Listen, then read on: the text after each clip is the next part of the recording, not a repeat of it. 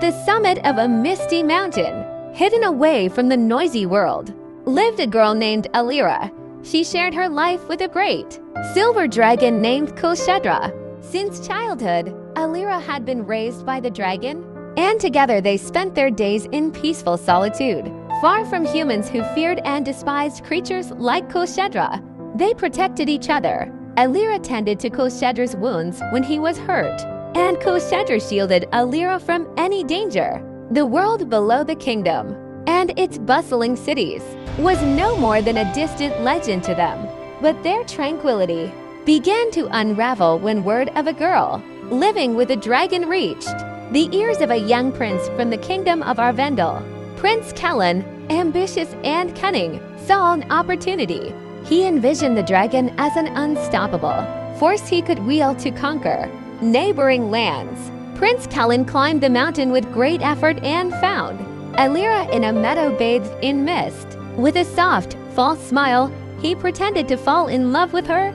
He praised her kindness, marveled at her courage, and whispered promises of a beautiful life together. At first, Alira refused. She sensed something strange about the man. But as days passed, Kellen's attentions slowly melted her heart. She began to believe that perhaps there was hope for a bridge between her world and the world of humans. Eventually, she accepted his proposal. Their wedding was simple, held within the kingdom's walls, but the happiness was an illusion. Not long after their vows, Kellen revealed his true intentions. He ordered Alira to command Kulshedra to use the dragon to attack other lands for him. Alira fiercely refused. She would not betray her dearest friend.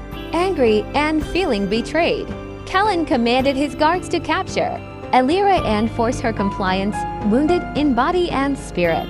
Alira fled, desperate to return to her true home on the Silent Peak. But the royal guards chased her relentlessly. In her desperate flight, Alira stumbled and fell onto the rocky ground, severely injured. Her cries of pain echoed through the hills, reaching Kulshedra, who had been lurking near the palace, watching over her from afar. Seeing Alira wounded, Kulshedra roared in fury. With a cry that shook the heavens, he soared toward the castle, burning its gates, toppling towers, and tearing down stone walls. Kellen tried to flee, but Kulshedra pursued him all the way to the throne, reducing the once mighty kingdom to ruins. When Kulshedra's rage finally subsided, he found Alira lying weakly in a misty meadow. Gently, he lifted her onto his back and flew back to the summit of the mountain, their true home. Alira slowly recovered, though her heart still bore the scars of betrayal. Yet she knew one thing with certainty: home was not a castle, nor hollow promises it was the place where her heart could live freely. Alongside her truest friend, there, atop the Silent Peak, Alira and Kulshedra lived once more in peace, far away from the greed of humankind.